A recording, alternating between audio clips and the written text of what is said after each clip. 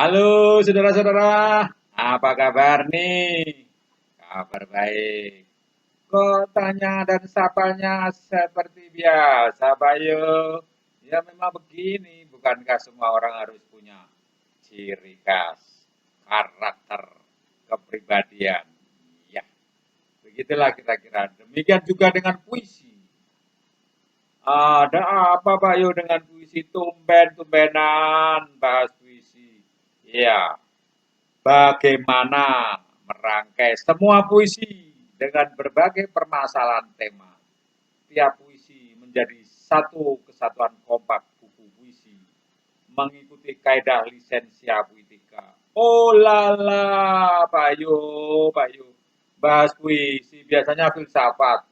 Ya, ini justru karena tema channel kita adalah Ayo Bedah Buku. Maka semua buku bisa dibahas dan kebetulan buku yang kita bahas saat ini adalah tentang puisi. Nah, buku puisi siapa yang dibahas?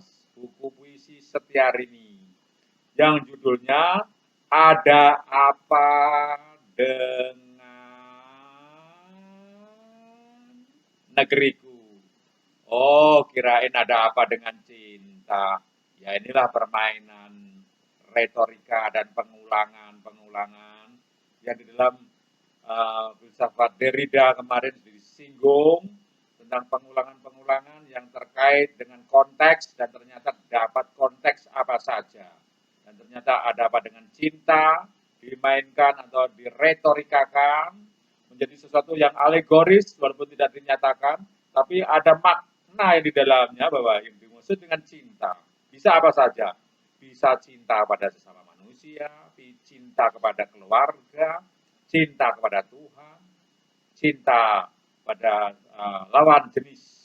Nah, jadi ada berbagai macam jenis cinta dan sekarang adalah cinta kepada negeriku. Maka pertanyaan yang ada di sini adalah bagaimana merangkai semua puisi terkait dengan berbagai pengalaman tema puisi menjadi satu kesatuan kompak puisi, buku puisi ya, yang berjudul Ada Apa Dengan Negeriku. Nah, tentu saja namanya buku puisi harus memenuhi standar lisensia puitika. Namun di sini kita lebih membahas tentang tema pada saat ini karena ini ada kaitannya dengan konten-konten kita sebelumnya yaitu tentang filsafat.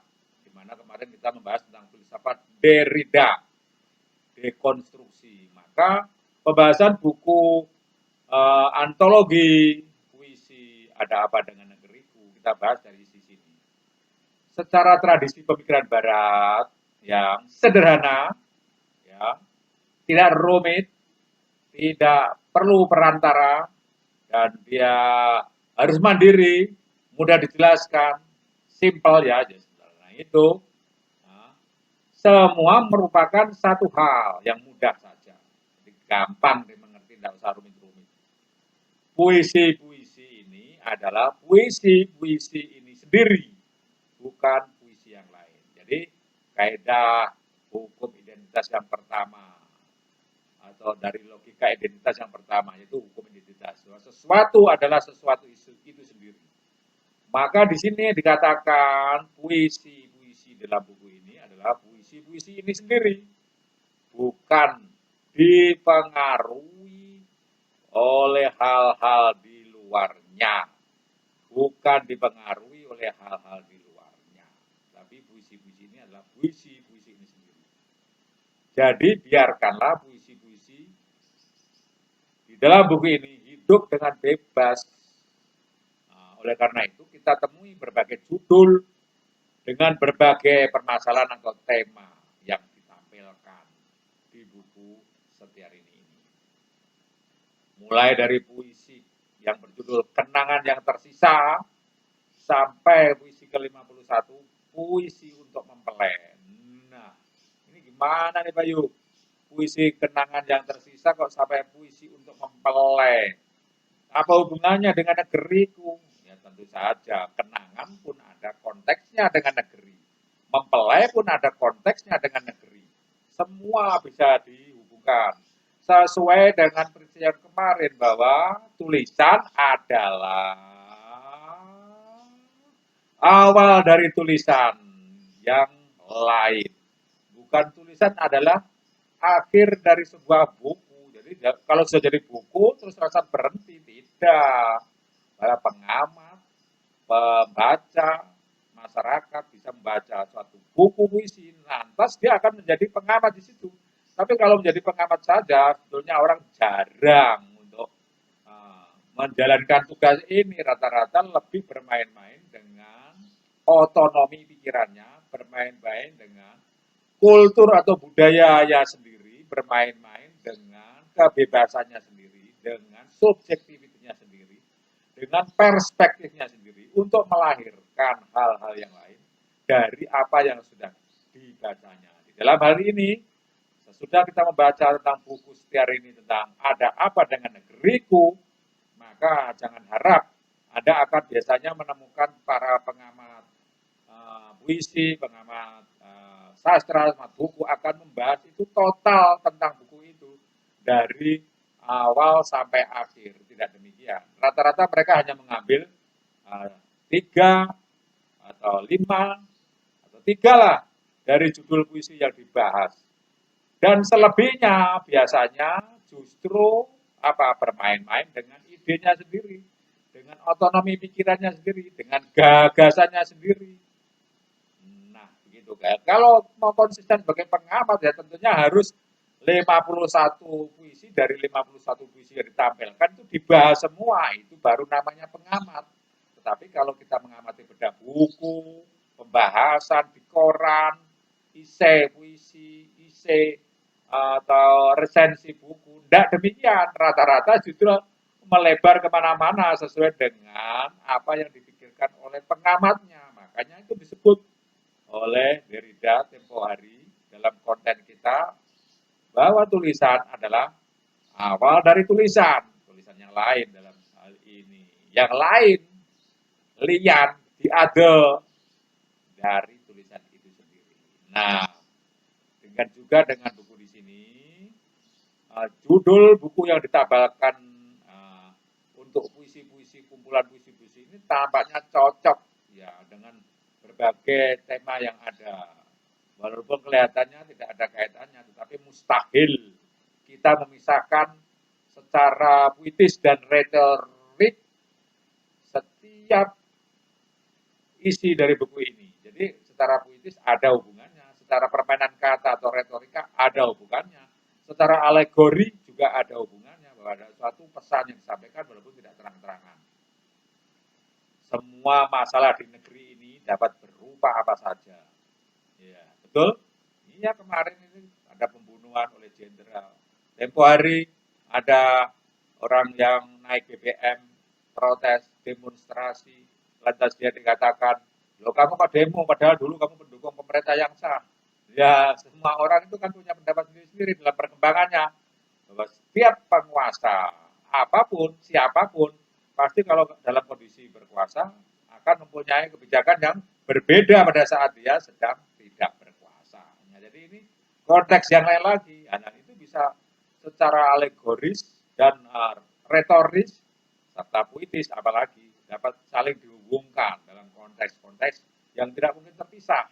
Walaupun terpisah satu sama lain itu hanya pada prinsip-prinsip kerja, pada proses-proses antara satu aliran atau genre. Tetapi pada dasarnya secara prinsip pokok tidak bisa dipisahkan semuanya itu. Sehingga kita tahu walaupun kelihatannya judulnya macam-macam dari buku ini, setiap masalah di negeri ini dapat berupa apa saja. Semua dapat jadi masalah. Apapun dari nasi satu upil di piring yang kosong sampai dengan bakso pentol besar yang ada di Istana Negara, ya tentu semuanya itu ada kaitannya. Setidaknya setiap judul dan tema puisi menjadi suatu unsur jawaban dari pertanyaan ini. Nah, selebihnya mengikuti pola pemikiran post-strukturalis dan yang dekonstruktif, tentu semua puisi itu sebetulnya tidak hadir sebagai puisi itu sendiri. Nah, ini suatu hal yang lain pula dari identitas, yaitu hukum identitas bahwa puisi adalah puisi itu sendiri. Nah, itu tadi tidak mungkin hadir sebagai fenomena yang ada. Anda kita tahu, Anda juga mengetahui, Anda juga punya pendapat, Anda juga mempunyai keberanian, Anda juga punya mandiri. Semuanya itu tidak mungkin Anda hidup sendiri. Pasti ada yang namanya dia, ada yang namanya mereka, ada yang namanya Anda yang dulu dengan Anda yang sekarang itu berbeda. Kalau Anda tampil saat ini, ya itulah fenomena Anda saat ini. Tetapi pada masa sebelumnya, ada yang disebut Anda masa lalu. Anda yang pada masa sebelumnya, masa yang telah lewat, masa yang telah berjalan. Nah, itu sebetulnya apakah itu Anda? Ya Anda masa lalu. Tapi itu bukan Anda sekarang, bukan fenomena Anda saat ini. Ada pikiran Anda sebelumnya, masa lalu yang selalu pasti berbeda di dalam setiap proses-proses atau prinsip-prinsip kerja. Prinsip kerja dalam berpikir Anda berbeda pada saat sekarang dengan masa yang lalu. Demikian juga orang lain yang berpengaruh pada Anda, pada saya, pada mereka semua pasti akan berpengaruh. Dan itu membuat setiap prinsip kerjanya berbeda. Karena setiap manusia adalah manusia pembelajar. Setiap manusia adalah manusia pemikir. Setiap manusia adalah manusia sosial. Setiap manusia adalah manusia yang bermain. Setiap manusia adalah manusia yang selalu bertumbuh.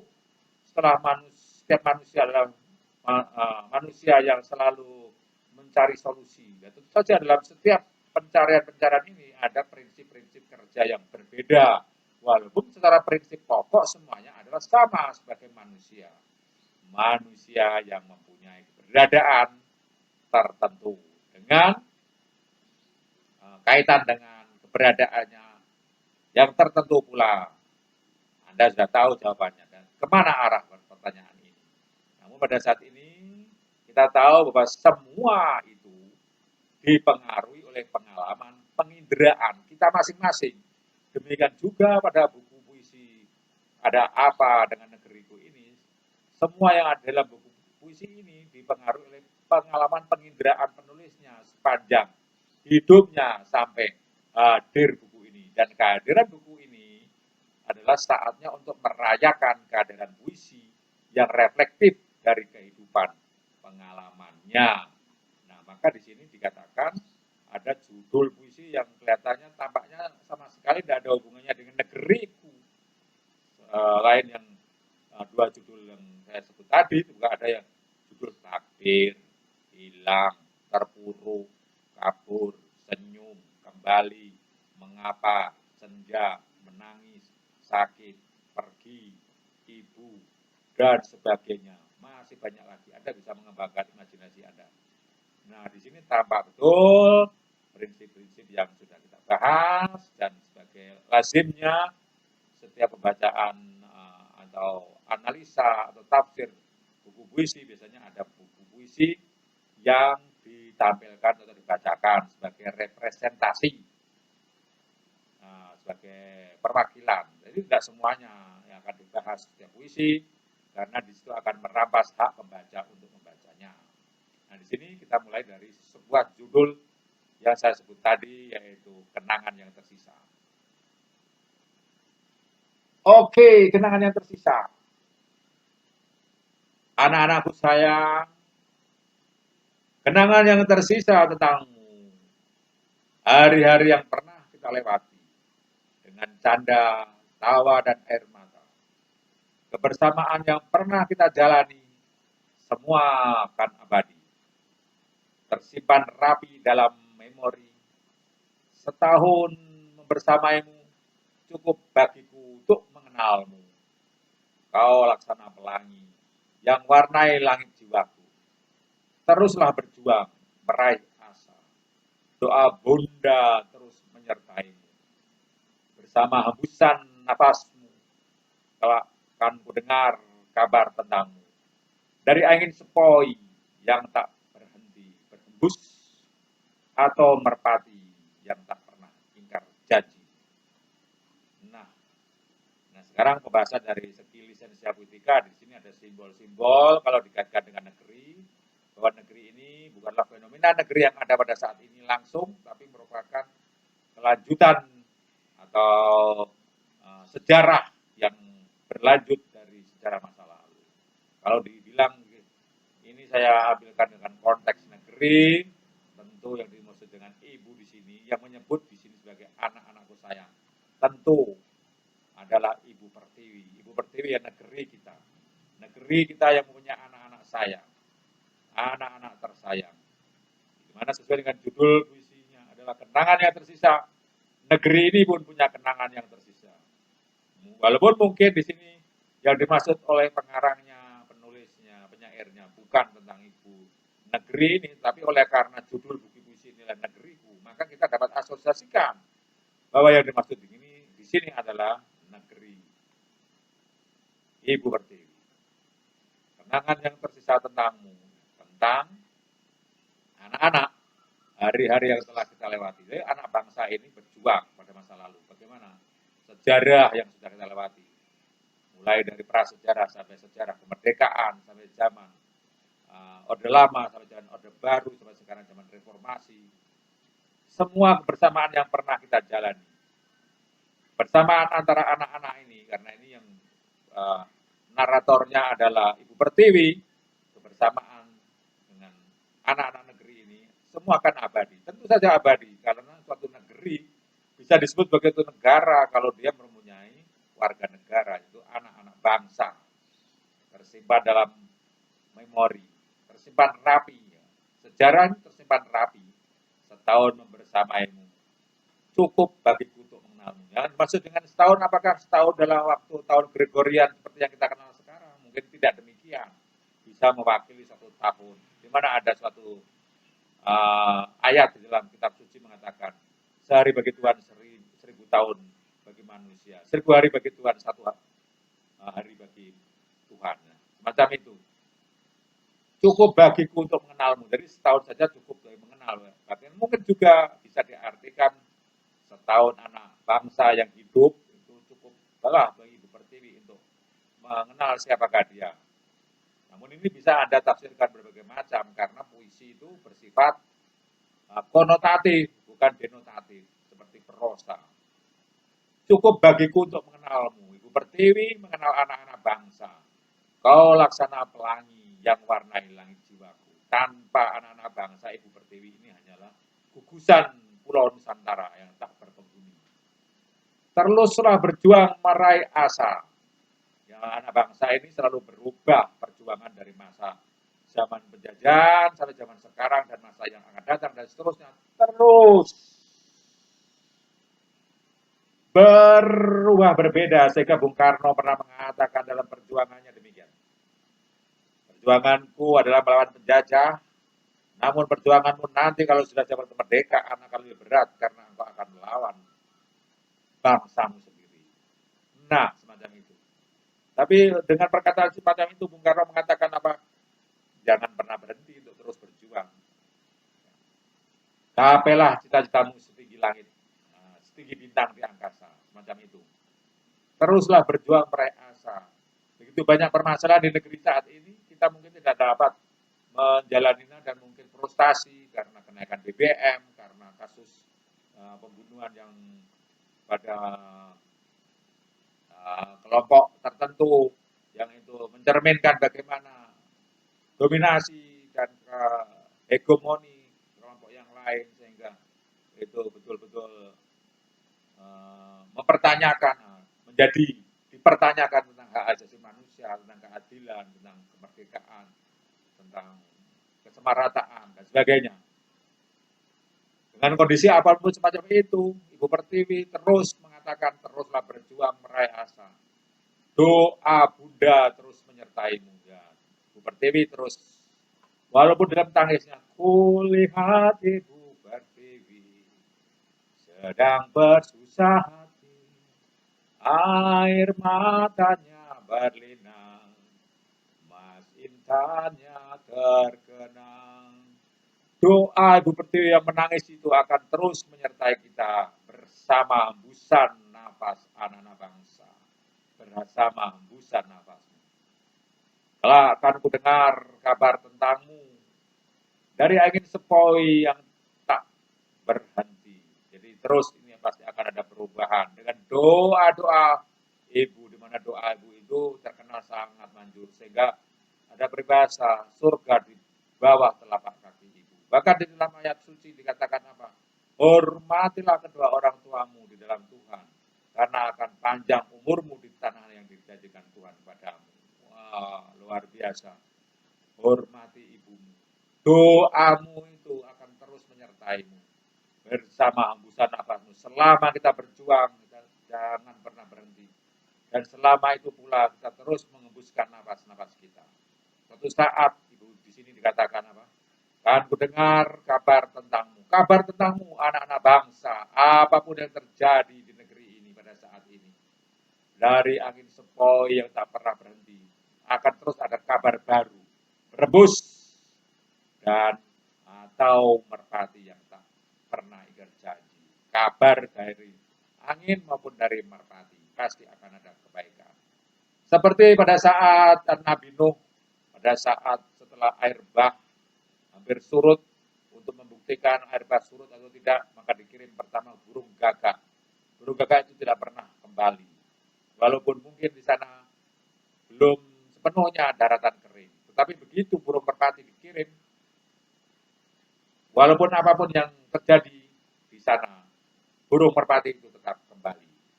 Karena dia tak pernah ingkar janji untuk memberi kabar kepastian, kebaikan kita, kebahagiaan kita. Di sini salah satu contoh. Dari judul buku puisi ini, ada apa dengan negeriku? Di sini diwakili oleh Ibu Pertiwi yang mempertanyakan keadaan ini, tapi dia walaupun dalam kondisi tidak pasti, dia tetap punya harapan. Dan harapan itu ditularkan kepada anaknya, kita anak bangsa. Selebihnya puisi-puisi yang lain bisa ditafsirkan demikian, oleh karena judulnya adalah ada apa dengan negeriku, tentu semuanya dapat kita kaitkan dengan negeri. Dan asosiasi-asosiasi yang merupakan kemerdekaan kita secara otonomis untuk menafsirkan segala sesuatunya, untuk memaknainya, dan terlebih dari itu, untuk merayakannya dalam sebuah resepsi